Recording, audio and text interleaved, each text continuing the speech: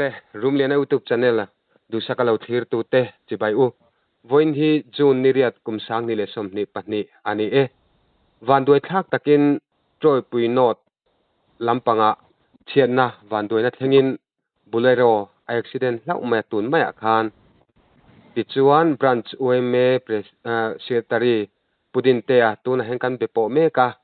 thil then dan te accident then dan te ane na tang her siat kan tum don ani e ole pudin te a amasa in chibaile chibaile ole kan lo me o pudin te kan seitak zor zor ang khan in khuwa a khan motor lir theche sualna atheng ni in kan sia a khongai takin khalir theche sual kha enge ani a dar engzat vel bor ange an che sual engwanga che sual nge ni ti vel bor te kha soitulin ti chin te khongai takin min han sil ta che voin tlai dar level nin kan siamo tuna motor che sual hi thingfal motor ania bolero camper ania mo tu mo fuai holampang an thuam som phur tu nia kini hi troi pinot uan kan nia ti chuan ti kan set ta ka hi dar li per se to mai the sana kan lo en chi lo mo mi le dar nga in carvel ni tura kan nga ya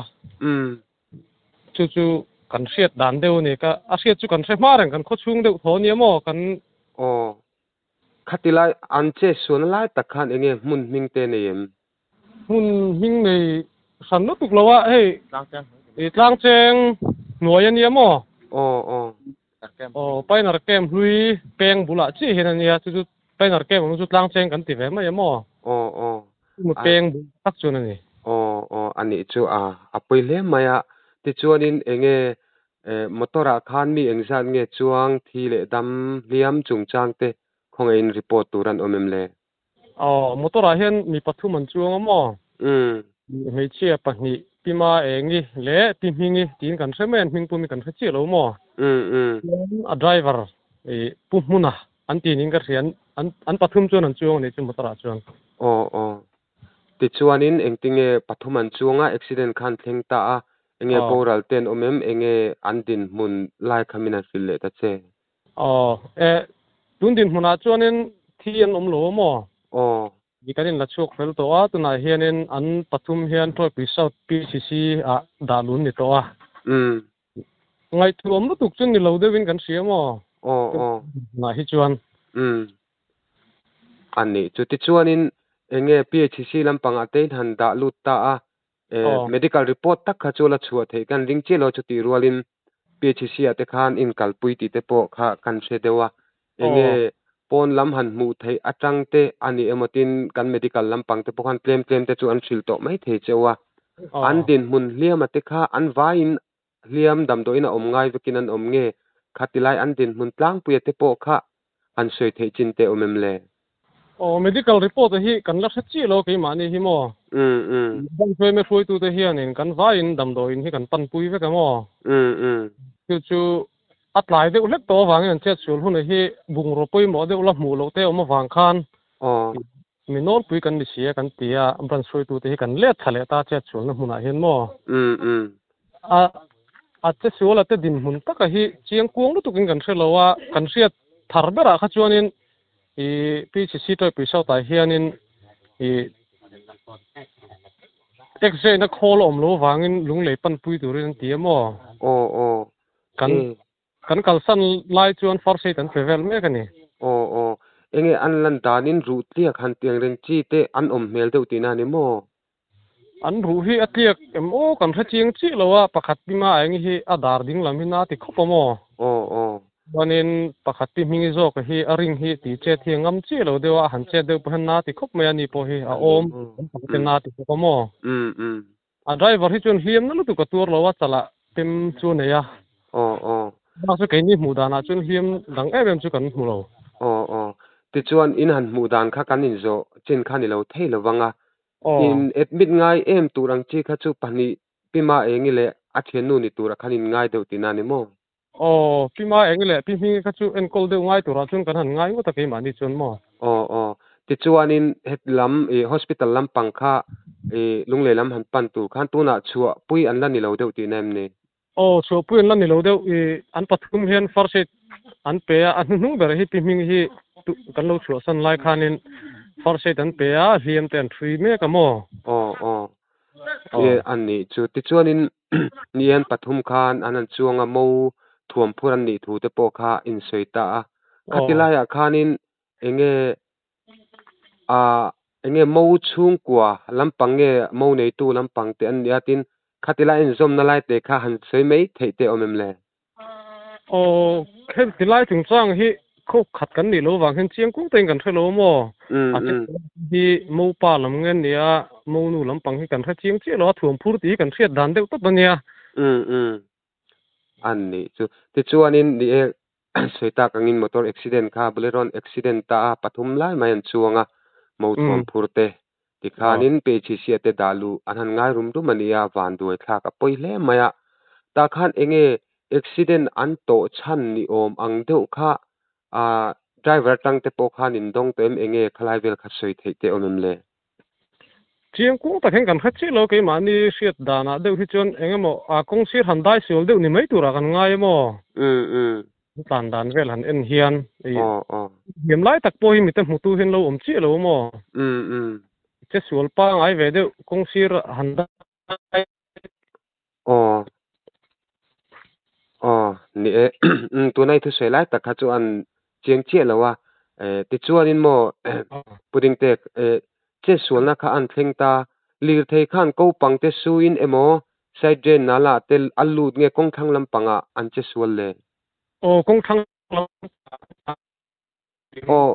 hello puding te signal a chiang vak lo mon le an ni mai the ti khan ni se the ye ti khan a fiat tha kha entin mo an che suwa kong thang lam nge ko pang su te le kong thang lam pang an liam an ni chu ti chuanin enge an liam tha kha an lum thui viawem eng ang vel nge ni ang le meter za vel ni tura kan ngai a ting lo hlek mai theya meter za vel ni tura chu kan ngai kan han ena kan han choi dana mai chun mo an lum thui hle mai a meter za chu ye khatilai an che suala kha enge munrem lo tak oi chetak nge le adin mun le mun mai chu rem tuk lo hei turlai highway awang henin lei pai na vel hi kong sirin na fai thang reng riu kong thang po hi mo an liam thak na lai po hi lei pai na hnu deuh chu nia thing te chu han om ve zeu ma se na fai thang reng mo mun ma chu chereng an ni chu ti chuanin ni e kha pathuman chuanga lir thei khan an liam puita ta khanin motor khan atop rak thengin alum pui hlom nge enge khatilai achuang te lir theine na an liam dan chungchang khale khongain mun thleng hi chu an om vek ding kan hriamo dara motor atanga lak chu te po hin nia then chu driver tak hi chu kan mu hian a motor pon lama lo om to mo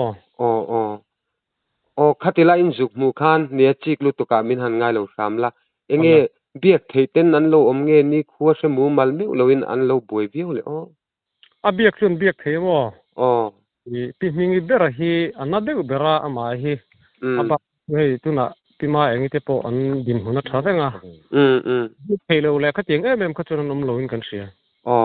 an ni chu ti chuanin kha in sei manga a mun te kha an rem lo mel viu maya enge dam lo te liam tok te in lak chu chungchang a khan enge a har saim eng angin nge hrui te manga hanin po chho hial ngai ang chi tenge eng tingein hanin lak chu dan lai khale chu tiang em chu ngai lo kan branch chu em ber te hen tom ngai mo piang an tlan chho hala tampo kan tam khopa chuan puanin kan la chowa tikhan kan ding tara kanin pot chho hloma mo tho khan kating kan har kai tu te min kanin pot chho ani deuh ba ani chuwa inti ro pui hle maya kha chet tok an oma